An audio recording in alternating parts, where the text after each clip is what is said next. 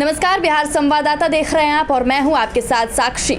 जब से आरजेडी के प्रदेश अध्यक्ष जगदानंद सिंह ने तिलक पर बयान दिया है, तब से बिहार में सियासी गलियारों में जो है गहमा-गहमी का माहौल है। इसी पर चर्चा करने के लिए हमारे साथ मौजूद है राजद प्रवक्ता सारिका पासवान।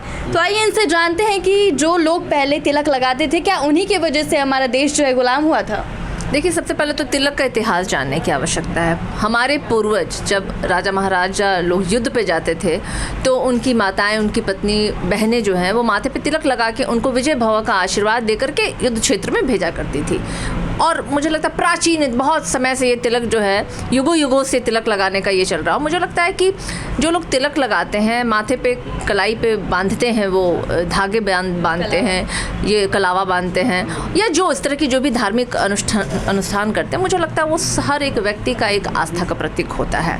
लेकिन अब एक बहुत बड़ा प्रश्न ये है यहाँ पे बनता है कि राम रहीम भी तिलक लगाते हैं, आसाराम बापू भी तिलक लगाते हैं, चिन्मया स्वामी भी तिलक लगाते हैं, और तिलक लगा के उन्होंने जो कुकृत्य किया आज वो सलाखों के पीछे हैं। तो मुझे लगता है कि तिलक लगाना किसी भी व्यक्ति के सही आचरण का प्रतीक तो नहीं हो सकता है।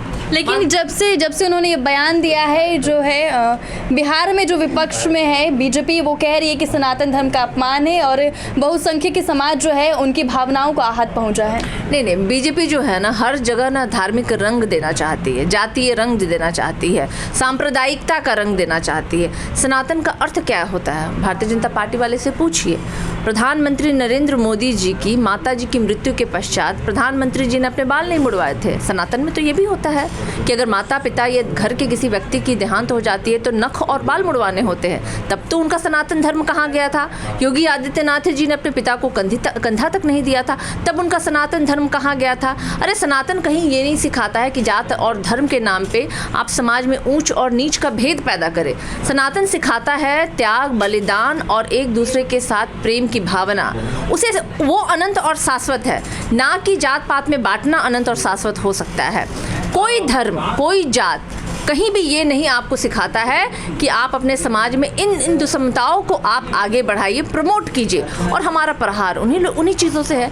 आप क्या इनकार करेंगी कि एक ज़माने में हमारे देश में, हमारे समाज में वर्ण व्यवस्था थी, जात पात का भेद था, दलितों को पीछे झाड़ू बांध करके, गले में मटका बांध करके उनको स्वर्ण की जातियों के जो महल्ले होते हैं उनसे गुजरने का अधिकार नहीं था, पैरों में चप्पल पहनने का अधिकार नहीं था, महिलाओं को अपने स्तन ढकने का अधिकार नहीं था। ये सारी कुरीतियाँ हमारे समाज की तो देने, क्या इनसे इनकार करेंगे?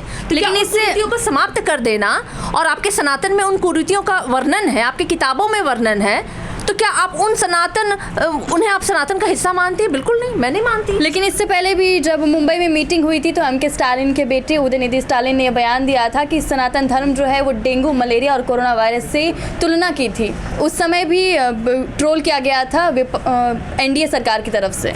देखिए, ऐसी कोई व्यवस्था जो एक दूसरे से नफरत के भाव पैदा करे, एक दूसरे को ऊंच और नीच के भाव में बांटे, तो मुझे लगता है वो निश्चित रूप से एक बीमारी है देश के लिए। और ये उन्होंने, उदयनिधि स्टालिन ने इसी बात पे कहा था कि दलितों के साथ जो भेदभाव हमारे समाज में होता है, और आज तो मोहन भागवत खुद कह रहे हैं कि दलित जो है 2000 सालों से प्रताड़ित जाति है, समाज है, और किताबों में वर्णन है। तो वो समाज जो सदियों से उपेक्षित रहा, जो प्रताड़ित रहा, जिनको जात और धर्म के नाम पे भेदभाव किया गया, ऐसी विचारों को क्या आप बीमारी नहीं मानेंगे और ऐसी बीमारियों को समाप्त नहीं करना चाहिए समाज से? तो उसे अदरवाइज भारतीय जनता पार्टी कर रही है, तो भारतीय जनता पार्टी पहले बात करे ना, वो क्या करना चाह रही है? इंडिया बनाम सनातन करना चाह रही है, तो उनको बताना चाहेंगे हम भी सनातनी हैं, हम भी हिंदू हैं, हम भी मानते हैं भगवान को और ईश्वर को, लेकिन उनके नाम पे हम वोट नहीं लेते हैं। हम मंचों पे खड़े होके बोलते नहीं हैं कि हनुमान भगवान हमें जीत करा दे, श्री राम जी हमें जीत करा दे। हम जय श्री राम बोल करके किसी की हत्या करने वाले लोग नहीं, हम हे राम को मानने वाले लोग हैं। तो क्या 2014 से पहले दलितों को जो है मतलब न्याय मिलता था? मुझे तो ये प्रश्न, देखिए, कुछ लोग कहते हैं कि 1977 में हमारा देश आज़ाद हुआ। भारतीय जनता पार्टी के बिहार के प्रदेश अध्यक्ष जी ने कहा था रिसेंटली, और उनके और भी अनुयायी हैं, बीजेपी के अनुयायी जो हैं, वो कहते हैं कि 2014 के बाद तो देश आज़ाद हुआ है।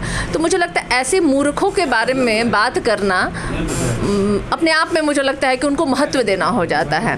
ना समझिए तमाम ऐसे हमारे क्रांतिकारी, हमारे आज़ादी में जिन लोगों ने अपने प्राण की आहुति दी, उनकी आज़ादी, उनकी जान को ऐसी मतलब बेमानी करार देना तो भारतीय जनता पार्टी के अनुयायियों के द्वारा किया जाता है।